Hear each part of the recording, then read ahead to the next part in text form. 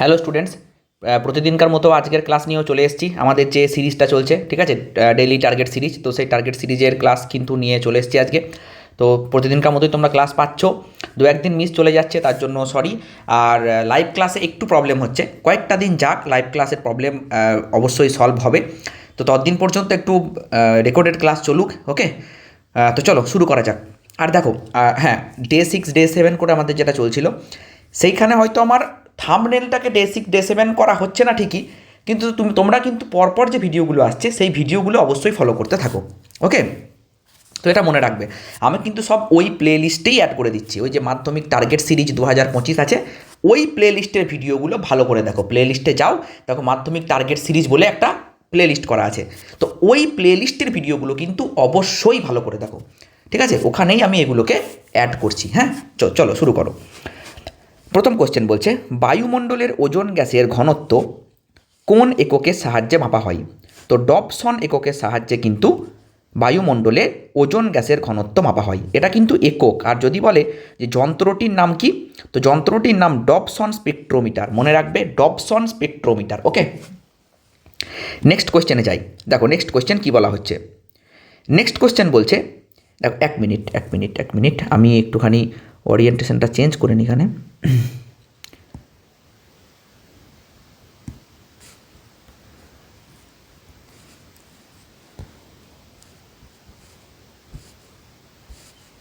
ওকে ওকে ওকে, হ্যাঁ ঠিক হয়ে গেছে মনে হচ্ছে। তো চলো শুরু করা যাক। এই দেখো নেক্সট কোশ্চেন, স্ট্র্যাটোপজ অঞ্চলের তাপমাত্রা ড্যাশ। স্ট্র্যাটোপজ অঞ্চলের তাপমাত্রা হচ্ছে 0 ডিগ্রি সেন্টিগ্রেড, ওকে, 0 ডিগ্রি সেন্টিগ্রেড। স্ট্র্যাটোপজ কি না, স্ট্র্যাটোস্ফিয়ারের যে ওপরের অংশ তাকে বলা হয় স্ট্র্যাটোপজ, তাই না? স্ট্র্যাটোস্ফিয়ারের ওপরের অংশকে বলা হয় স্ট্র্যাটোপজ, ঠিক আছে, ওকে। আচ্ছা, এই স্ট্র্যাটোস্ফিয়ারে ওজোন স্তর অবস্থিত, কিন্তু এটা মাথায় রাখবে, স্ট্র্যাটোস্ফিয়ারেই কিন্তু ওজোন স্তর অবস্থিত। আচ্ছা, আর একটা কথা বলো তো, এই যে স্ট্র্যাটোস্ফিয়ার, আচ্ছা পেনটাকে একটু ছোট করে নিই, ওকে। এই যে স্ট্র্যাটোস্ফিয়ার, এর আর এক নাম কি? তো এর আর এক নাম হচ্ছে শান্তমণ্ডল, তাই না? এর আর এক নাম শান্তমণ্ডল, কারণ এখানে ঝড় ঝঞ্ঝা বৃষ্টিপাত এগুলো হয় না, তাই একে শান্তমণ্ডল বলা হয়। নেক্সট কোয়েশ্চেন, বায়ুমণ্ডলের কোন স্তরটি বেতার তরঙ্গকে প্রতিফলিত করে? আয়োনোস্ফিয়ার বা থার্মোস্ফিয়ার, ঠিক আছে, এই স্তরটি বেতার তরঙ্গকে প্রতিফলিত করে। নেক্সট কোয়েশ্চেন, বয়েল ও চার্লসের সূত্রের সীমাবদ্ধতা উল্লেখ করো। আদর্শ গ্যাস বয়েল ও চার্লসের সূত্র মেনে চললেও বাস্তব গ্যাস এই সূত্রগুলো সঠিকভাবে মেনে চলে না, ঠিক আছে। তো এইটাই হচ্ছে কিন্তু এই সূত্রের সীমাবদ্ধতা। আদর্শ গ্যাস এই সূত্রগুলো মেনে চলে ঠিকই, কিন্তু বাস্তব গ্যাস এই সূত্রগুলো মেনে চলে না। নেক্সট কোয়েশ্চেন, চার্লসের সূত্র অনুসারে স্থির চাপে কোন উষ্ণতায় যে কোনো গ্যাসের আয়তন শূন্য হয়? তো পরম শূন্য উষ্ণতায় কিন্তু যে কোনো গ্যাসের আয়তন হয়ে যাবে শূন্য, ওকে। পরম শূন্য উষ্ণতায় যে কোনো গ্যাসের আয়তন হবে শূন্য। নেক্সট কোয়েশ্চেন, তাপ পরিবাহিতাঙ্কের এসআই এবং হ্যাঁ, আচ্ছা আমাকে আরেকটা কথা বলে দাও, এটা কিন্তু মনে রাখবে, হ্যাঁ, -273 ডিগ্রি সেন্টিগ্রেড বা 0 কেলভিনেকেই কিন্তু বলা হয় পরম শূন্য উষ্ণতা। শোনো, ভিটি ইকুয়াল টু V0 × 1 + T/273, তাই না? এটা কিন্তু চার্লসের সূত্র অনুসারে আমরা সবাই জানি। এটা কি না, টি উষ্ণতায় কোনো গ্যাসের আয়তন। তোমাকে যদি বলে যে চার্লসের সূত্র থেকে পরম শূন্য উষ্ণতার মান নির্ণয় করো, এই কোয়েশ্চেনটা কিন্তু খুব ইম্পর্টেন্ট কোয়েশ্চেন। তো কি করবে, প্রথমে তোমরা চার্লসের সূত্র অনুসারে আমরা জানি এটা লিখলে, ঠিক আছে। এবার যদি আয়তন 0 হয়ে যায়, তাহলে আমরা কি লিখতে পারি, 0 = V0 × 1 + T/273। তাহলে T/273 = -1, ঠিক।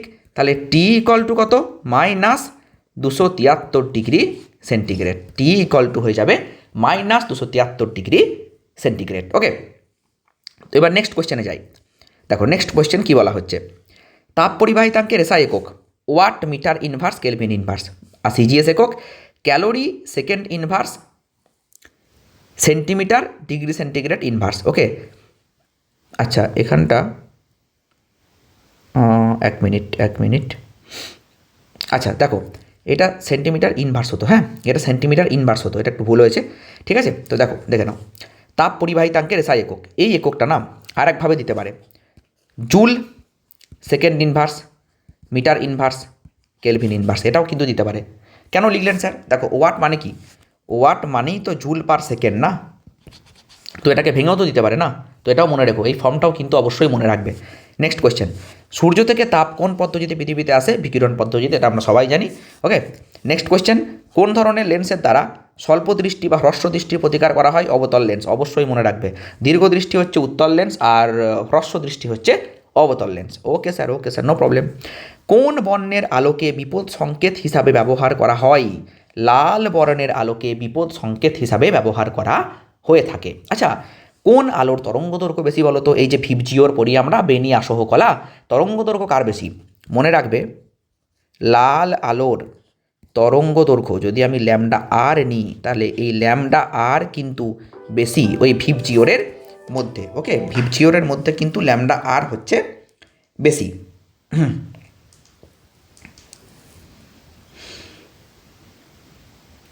নেক্সট কোশ্চেন, আর ল্যামডা ভি হচ্ছে কি? ভায়োলেট বা বেগুনি। তো বেগুনি বর্ণের তরঙ্গ দৈর্ঘ্য কিন্তু কম। তাহলে কি বললাম? লালের তরঙ্গ দৈর্ঘ্য বেশি আর বেগুনি তরঙ্গ দৈর্ঘ্য কম। তো এই রিলেশনটা কিন্তু মনে রাখবে, ল্যামডা আর গ্রেটার দেন ল্যামডা ভি। ঠিক আছে, আর প্রতিসারাঙ্কটা কিন্তু উল্টো হয়, এটাও মনে রেখো। প্রতিসারাঙ্কটা কি হয়? Mu V greater than mu R. ঠিক আছে, বেগুনি বর্ণের যে প্রতিসারাঙ্ক সেটা কিন্তু লালের থেকে বেশি, এটাও মনে রেখো। আচ্ছা, নেক্সট কোয়েশ্চেন, বর্তমানে বৈদ্যুতিক বাতির ফিলামেন্ট কোন সংকর ধাতু ব্যবহৃত হয়? টাংস্টেন, আয়রন ও ম্যাঙ্গানিজের সংকর ধাতু উলফ্রেমাইট ব্যবহৃত হয় এখন, মানে বর্তমানে বৈদ্যুতিক বাতির ফিলামেন্ট তৈরিতে। অবশ্যই উত্তরটা দেখে রাখবে, অবশ্যই দেখে রাখবে। নেক্সট কোয়েশ্চেন, তড়িৎ শক্তির ব্যবহারিক একক কি?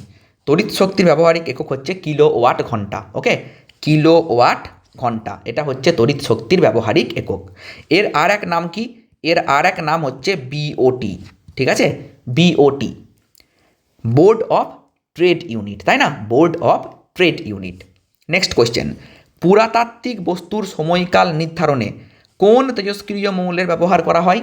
কার্বনের আইসোটোপ ব্যবহার করা হয় পুরাতাত্ত্বিক মানে পুরনো জিনিসের বয়স নির্ধারণের ক্ষেত্রে। নেক্সট কোয়েশ্চেন, বায়ু শক্তি একটি ড্যাশ শক্তির উদাহরণ, এখানে একটা ড্যাশ ছিল। ঠিক আছে, তো অপ্রচলিত বা নবীকরণযোগ্য শক্তির উদাহরণ বায়ু শক্তি। ওকে, নেক্সট, ওজোন গ্যাসের সর্বাধিক সঞ্চয় বায়ুমণ্ডলের কোন স্তরে দেখা যায়? ওজোনোস্ফিয়ার বা ওজোনমণ্ডল। ওজোন গ্যাসের সর্বাধিক সঞ্চয় দেখা যায় ওজোনোস্ফিয়ার বা ওজোন মণ্ডলে। ঠিক আছে, মনে রাখবে। নেক্সট, সূর্যের অতিবেগুনি রশ্মি কোন স্তরে শোষিত হয়? একই, ওজোন স্ফিয়ার বা ওজোন স্তরে অতিবেগুনি রশ্মি শোষিত হয়। নেক্সট, পরম শূন্য উষ্ণতার মান সেন্টিগ্রেড স্কেলে কত? সেন্টিগ্রেড স্কেলে কিন্তু পরম শূন্য উষ্ণতার মান হয়ে যাবে -273 ডিগ্রি সেন্টিগ্রেড হয়। অ্যাকচুয়ালি এইটা অ্যাপ্রক্স -273 ডিগ্রি সেন্টিগ্রেড নিই আমরা, তাই না? নেক্সট, কোনো গ্যাসের মোলার ভর এম গ্রাম এবং অ্যাভোগাড্রো সংখ্যা এন হলে একটি অণুর ভর কত? খুব ভালো কোশ্চেন, খুব ভালো কোশ্চেন। দেখো, এক মোল গ্যাসে থাকে কত অণু? এন থাকে। তাহলে এনটা কি? অ্যাভোগাড্রো সংখ্যা 6.022 × 10⁻23। তাহলে এনটা অণুর ভর হচ্ছে গিয়ে এম। তাহলে একটা অণুর ভর কত?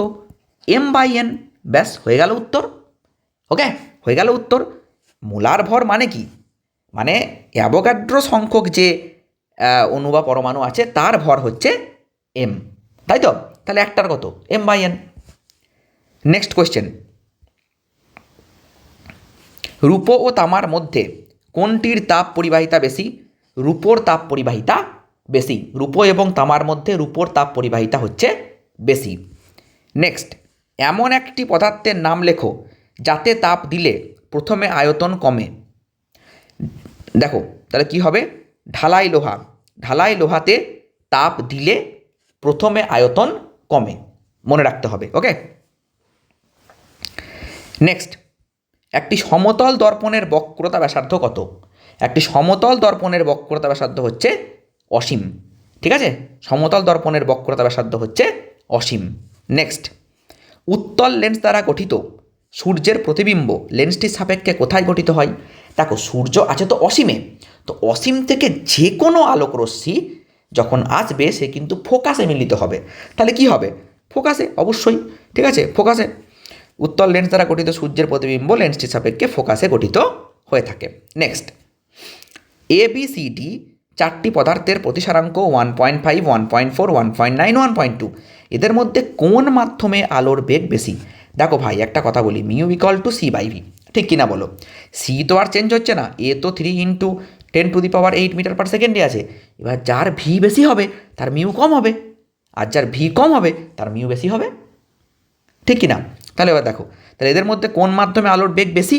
তাহলে যার মিউ কম সেই মাধ্যমে আলোর বেগ বেশি। তাহলে মিউ কম কোনটা? 1.2। তাহলে এই মাধ্যমেই আলোর বেগ কিন্তু বেশি।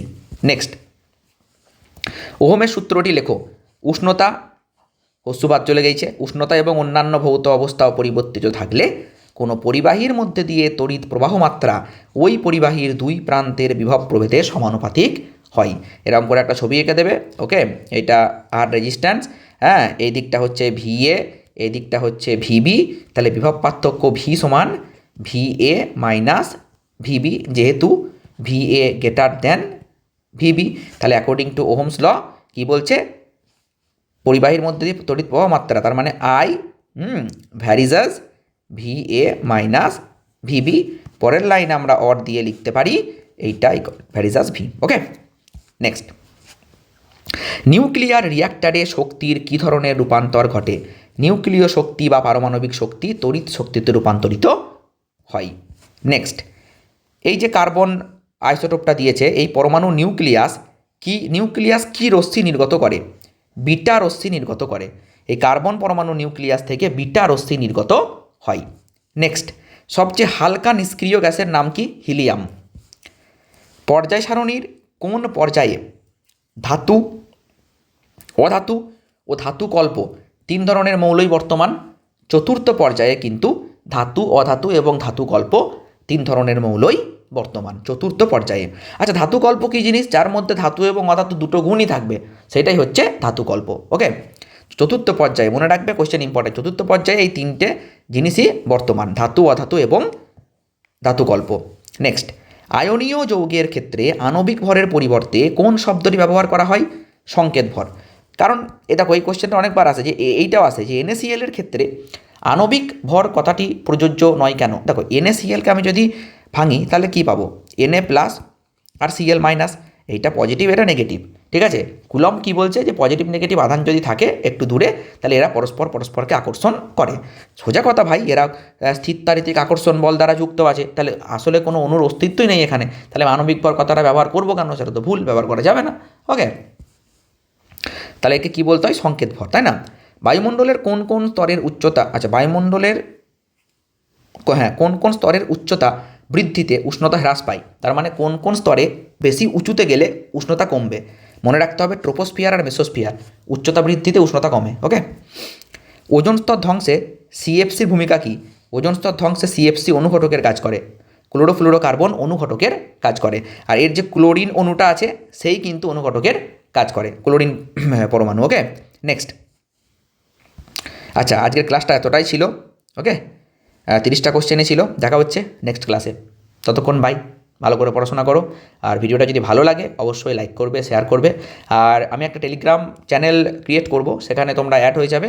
আমি কিন্তু এই PDF-গুলো ওখানেই শেয়ার করব, তাহলে তোমাদেরও সুবিধা হবে। ওকে, আর যদি তোমরা হোয়াটসঅ্যাপ গ্রুপে অ্যাড হতে চাও, হ্যাঁ, physics by Santu sir WhatsApp group একটা খোলা আছে, আমি লিঙ্ক দিয়ে দেবো, কমেন্ট সেকশানে পিন করে দেবো, তো ওখানে ক্লিক করে তোমরা জয়েন হয়ে যেতে পারো।